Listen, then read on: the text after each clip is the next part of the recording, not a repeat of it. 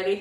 Hey everyone, welcome to the Wednesday live at 5 at 4:05. Hope you guys are having a great week. So we had a little kid emergency. We got to take one of our kids to the doctor. We're waiting for the appointment, but of course it's gonna hit the 5 o'clock. So we didn't want to miss a minute of the time with you guys, so we're doing it a little bit early. We'll be back to 5 o'clock next week. I mean, as far as we know, right? As far as you know. As far as you know. All right, so we're going to start off, and look at that, the doctor's office is calling. I'll be right back. I'll just kick us off, okay? We're going to start off with some client wins, and the first one that I want to point out is, I don't know for those of you that know, but Bobby, he is working on a portfolio with 16 units, and like we're super proud of him. He showed up to the call last night on the mastermind, and everybody got to listen to his progress and what he's kind of going through. So congratulations. And then we have Vamsi. She has an official acceptance on her 12-unit townhouse project. So we're super excited for Vamsi. And then Steve, he's closing on his next 5 properties next week. Is that right? Like 5 more? Yeah, it's the 5 that have been coming. It's just now the appraisals are done. It's been taking a while to close them. Because I was going to say, holy crap, Steve, you are a beast. He is a beast, though. He is a beast. Regardless. That's true. And Battelle is closing on, she's like on the end of her rehab project. I was talking to her last night, and like literally, this is the last week. They're doing a final walkthrough, so super excited about that. Cool, you wanna do action takers? You want me to do it? You do it. All right, so we have some cool action takers that enrolled. We have new mastermind members. We have Kahisha, Henrietta, Tara, and Jennifer. So we've got quite a big group of people that just kind of like came into the mastermind. You'll be seeing them. For those of you that are in, we'll be adding them to that string so that you guys all have access to each other. And we can't wait to see you guys on the call for that. So that's awesome. And then the last one is on the beta wholesale. We have, Michael and Allie. Yeah. Oh, okay. Yeah, they decided to add on to that. Right on. So Michael and Allie, congratulations on getting to that beta wholesale program before that 50% off is done. I think that's like in 2 weeks. So nice job. Yeah. Cool. Right on. So why don't we just move right into the question of the week? I think we have a couple. Yeah, we had a few. So yesterday during the mastermind, can I hand this to you so if you feel it? Yeah, absolutely. Vibrating.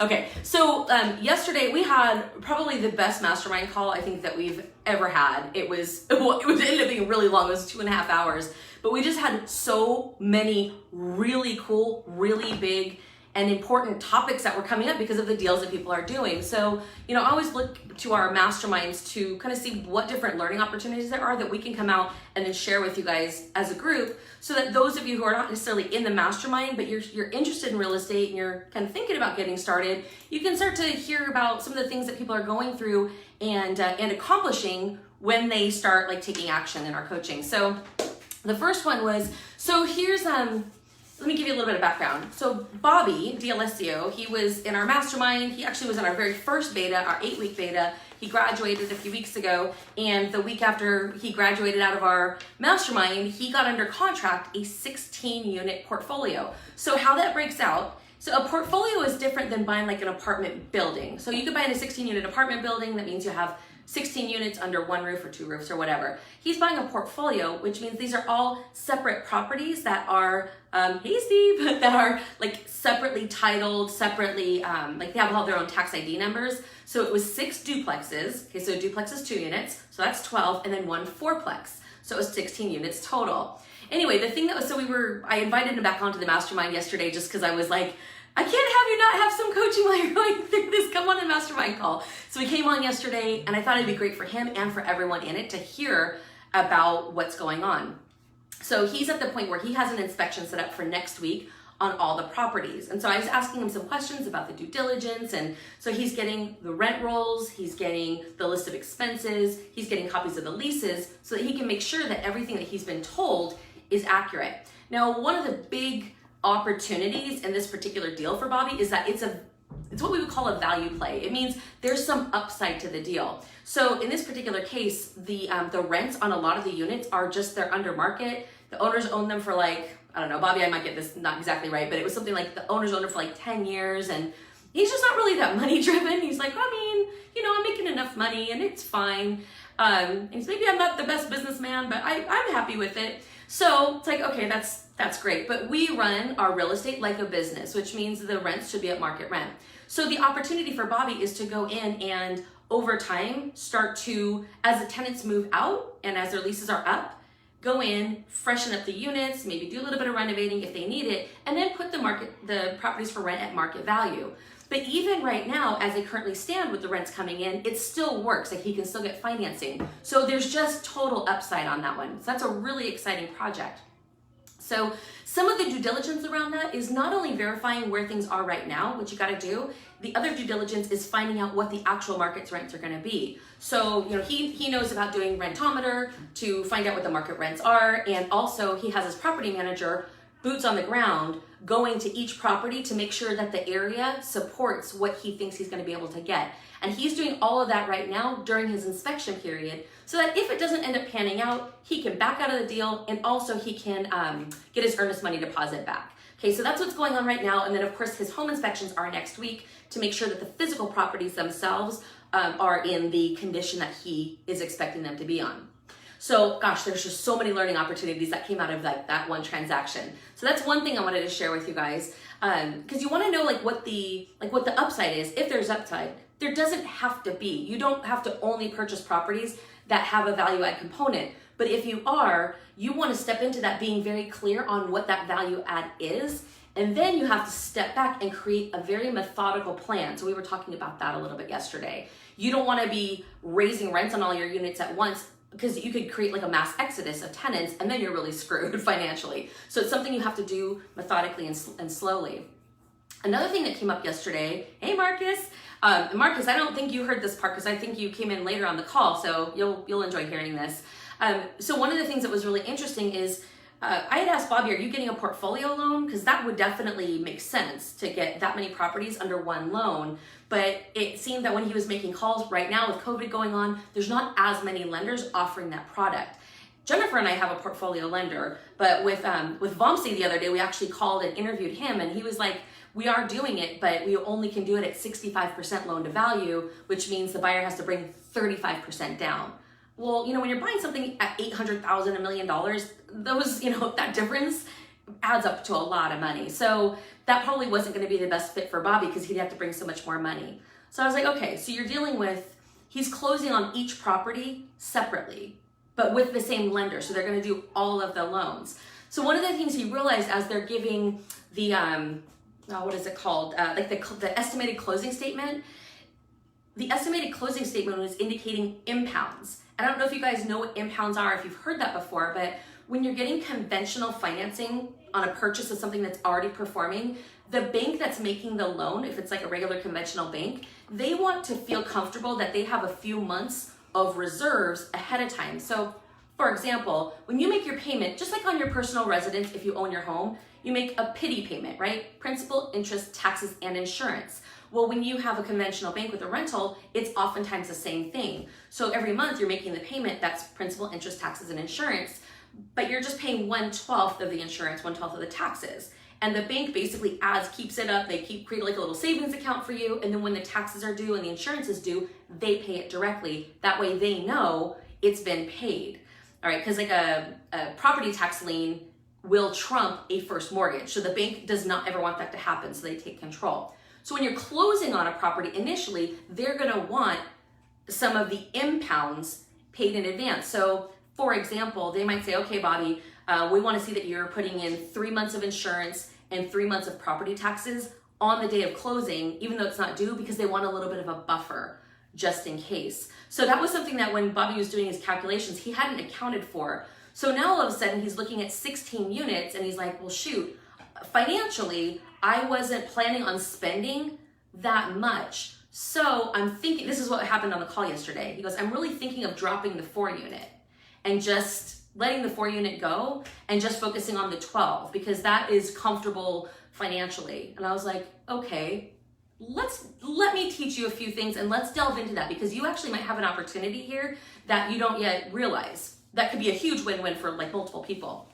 So couple things. One, if you're ever under contract on something and you realize, you know what, I can't quite pull it off, but you have the contract on it, especially if it's something that other people would want, you have something that's valuable. You have something that you could wholesale to someone else. Okay, that's the whole idea of wholesaling. You locate something that someone else would want. Well, we had, 20 people in the mastermind yesterday, and I'm like, would anyone else be interested in a 4-plex? And everyone's like, immediately. Plus there's 5 people who were on the call yesterday who are in the wholesale course also. So I was like, Bobby, you could partner with one of these 5 people and they could go bring in one of their wholesale buyers and you could both benefit.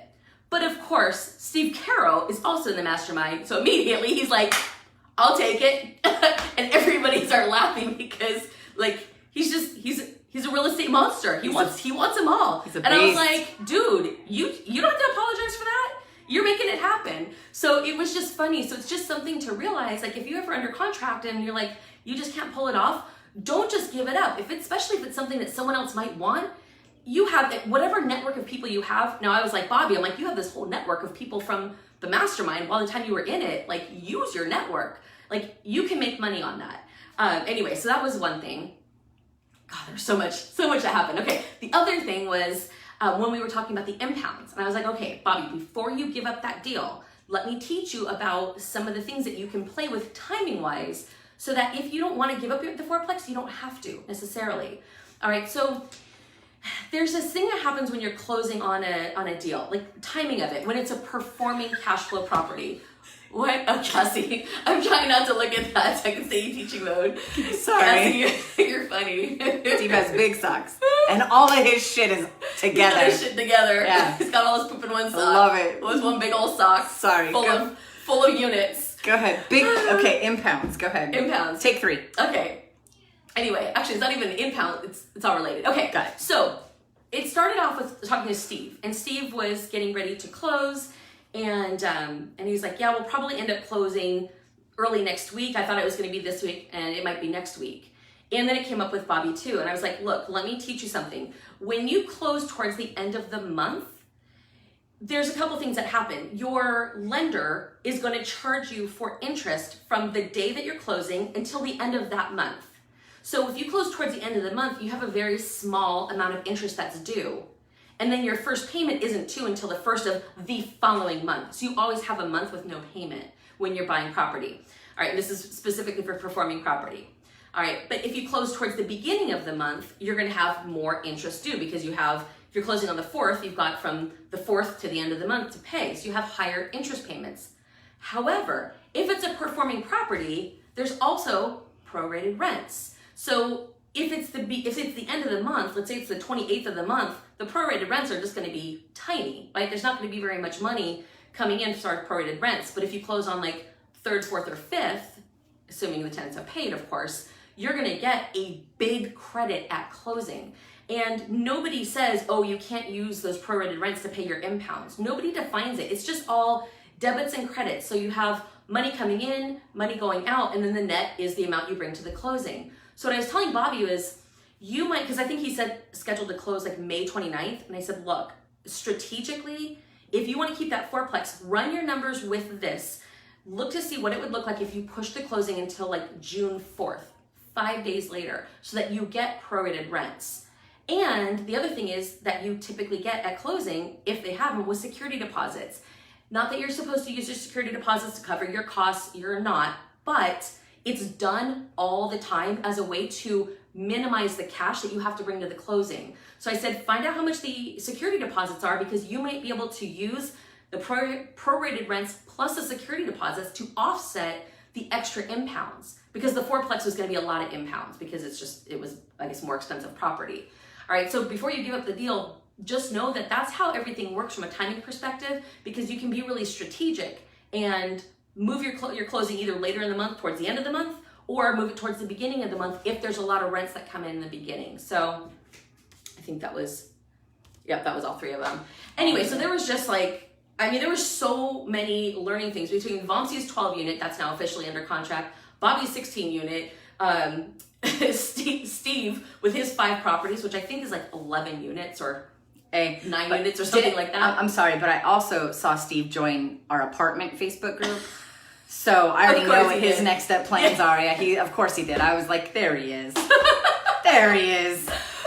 Yeah, exactly. And so for those of you who are, that you know that you want to invest in apartments, you're absolutely 100% welcome to stay here. As you see, we talk about both, but we just recently had the opportunity to come in and work with a partner to take over an existing group for apartments, with like 3,000 people. So we're going to start being active in that, and everything in that group will be only about apartments. In this group, we'll talk about both. We'll talk about like 2 to 4 units and apartments, so that people who are just getting started aren't like blown out of the water by the stuff being too advanced. So anyway, if you are interested in specifically only apartments, you're welcome to come and, join us in that group, or message us. We'll send you an invitation. Yeah. Because we'll be doing content a little bit differently there. A lot of it will be similar because it works in both worlds, but. Yeah. But I mean, we're literally doing a 5-day challenge to an offer though in both groups, right? Yeah.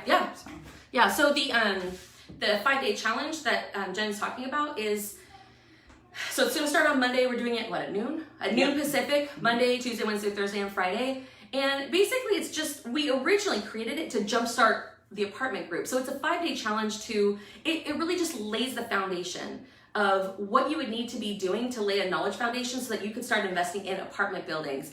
But I feel like so much of it's so similar and so relevant in this group that I created the event in our group also, so that if you guys want to join the challenge and just use it as a way to like get up and running and like start movement, like sometimes you just need a little momentum to get the ball rolling, that we're going to do that. But just know when I'm talking about stuff, I'm not going to be talking about, getting a duplex. I'm going to be talking about commercial real estate agents or commercial brokers and commercial lenders, and talking about net operating income and cap rate, all the stuff related to apartments. But it's still good for you guys to hear that stuff, because that's where you're eventually going, even if you're not ready yet, at least usually. So that's starting up on Monday. It's in the events. You have to register for it. And then you'll be basically inside of a webinar format, and we'll be able to do Q&A, but it's 5 days to just like get a jump start and get things going. And frankly, that's where Steve started. Yeah. It was a 14-day challenge. But. Yeah.